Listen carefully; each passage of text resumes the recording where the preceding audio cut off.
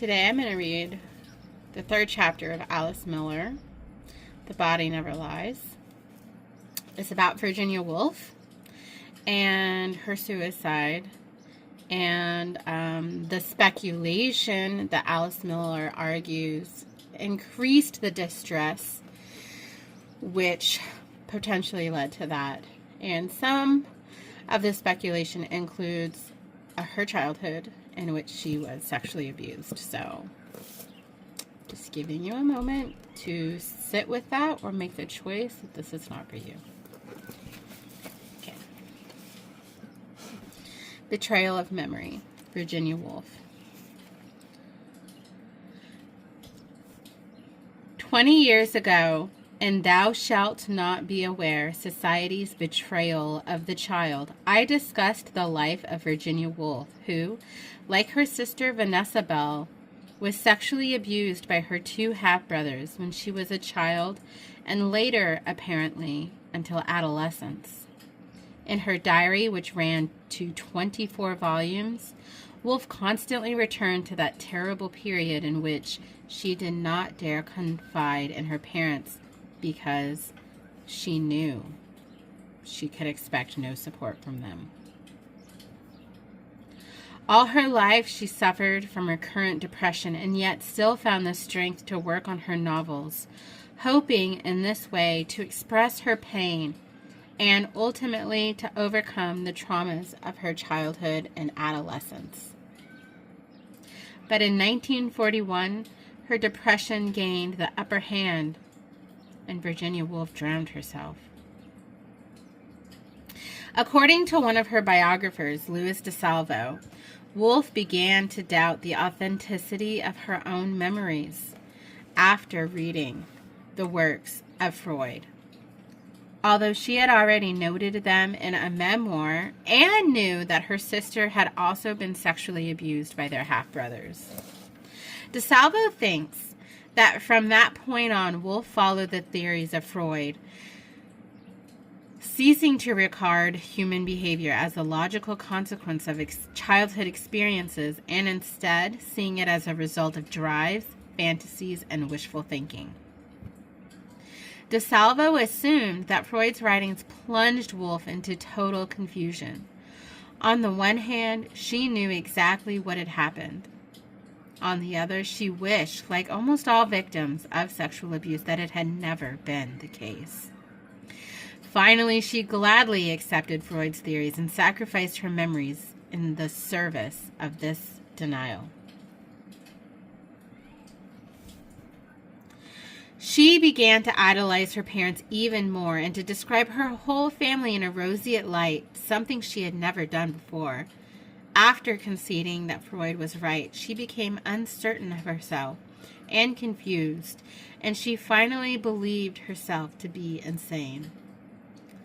DeSalvo is convinced that this turn in Woolf's thinking reinforced her decision to kill herself, that her acceptance of Freud took away the foundation for the cause and effect relationship she had attempted to establish, thus forcing her to retract her own explanation for her bouts of depression and her mental state.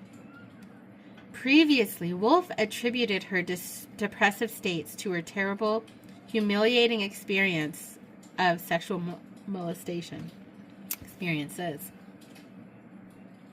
But if she followed Freud's theories, then there had to be other explanations. Perhaps her memories were distorted. Not to say false, perhaps they were a reflection not of actual experience, but of the projection of her own desires. Perhaps, in short, the whole business had been a product of her imagination. Super devastating. I do not doubt that reading Freud's work could have had an influence on Virginia Woolf, but I think that this may have been only a trigger and not the final cause of her suicide. We know that there were many such attempts long before Virginia could read Freud. The first one at the age of 13. Freud's work might have deepened her confusion, but it represented only what society did and still does, when faced with the facts of scandalous sexual exploitation, well hidden by families. It blames the victim and protects the adult persecutor. For that reason, Woolf was totally alone with her monstrous history in spite of so many good friends. The care that she received from her family and her husband, Leonard, was accompanied by lies and hypocrisy that she refused to see. She was free to question such attitudes in her novels, but her own family remained sacrosanct. Woolf unquestionably wanted to believe that she was loved, that the silence and indifference she endured was in fact love. As a result, she lived with such lies, and instead of facing the truth, she blamed herself. She went on behaving in this way even after her suicide attempt in 1913, which occurred after she read how her own husband had defamed her in his novel, The Wise Virgins. She then apologized for having caused him trouble. Can we say that she had no courage? No, we can't. She showed more courage than most people in denouncing lies, but her family could not come to terms with such honesty. This is not surprising. That little girl continued to live in an adult woman's body, fearing her molesting half-brothers and her beloved parents, who remained silent.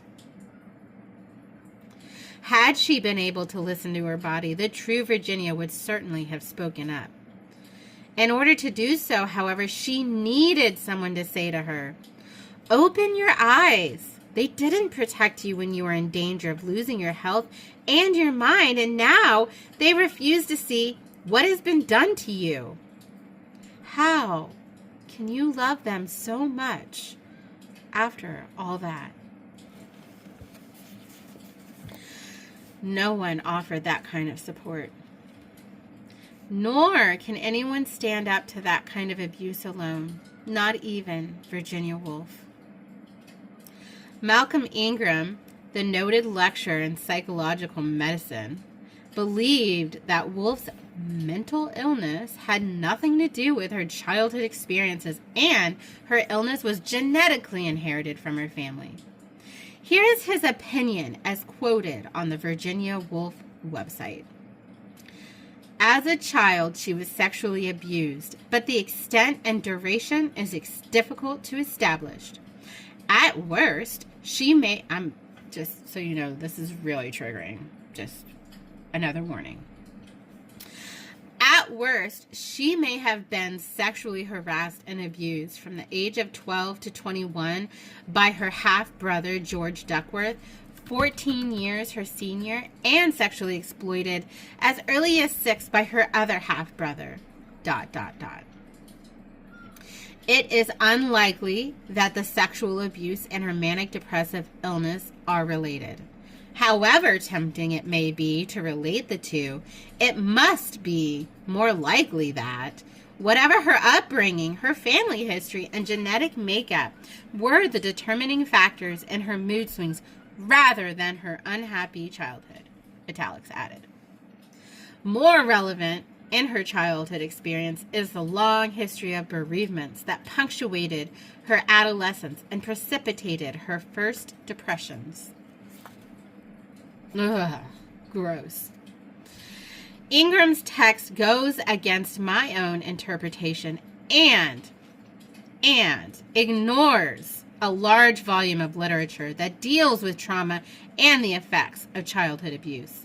Here we see how people minimize the importance of information that might cause pain or discomfort, such as childhood abuse, and blame psychiatric disorders on family history instead. Woolf must have felt keen frustration when seemingly intelligent and well-educated people attributed her condition to her mental history, denying the effects of significant childhood experiences. In the eyes of many, she remained a woman possessed by madness. Nevertheless, the key to her condition lay tantalizingly close to the surface, so easily attainable, yet neglected. I think that Woolf's suicide could have been prevented if she had an enlightened witness with whom she could have shared her feelings about the horrors inflicted on her at such an early age. But there was no one to turn to, and she considered Freud, oh boy, to be the expert on psychic disorders. Here she made a tragic mistake. His writings cast her into a state of severe uncertainty, and she preferred to despair of her own self rather than doubt the great father figure Sigmund Freud, who represented, as did her family, the system of values upheld by society, especially at that time. Unfortunately, these standards have not changed greatly in the years since. As recently as 1987, journalist Nikolaus Frank remarked in an interview with the German magazine Stern that he could never forgive his father for the cruelties he had meted out to him. The public outcry caused by this statement was remarkable. In the war, Frank's father had been a Gauleiter